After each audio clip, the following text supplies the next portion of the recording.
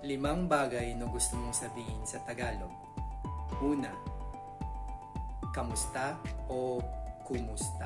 Kamusta o kumusta. Pangalawa, mabuti.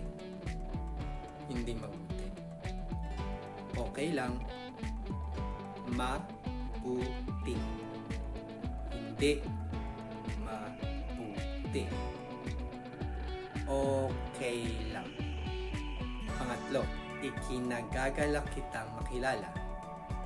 Ikinagagalak kitang makilala. Pang-apat, paalam, ingat, paalam, ingat. Pang-5, hanggang sa muli, hanggang sa muli.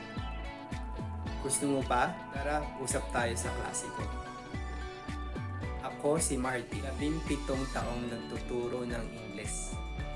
5 taong nagtuturo ng Tagalog sa mga banyaga. Mga lesson na angkop sa iyong kakayanan.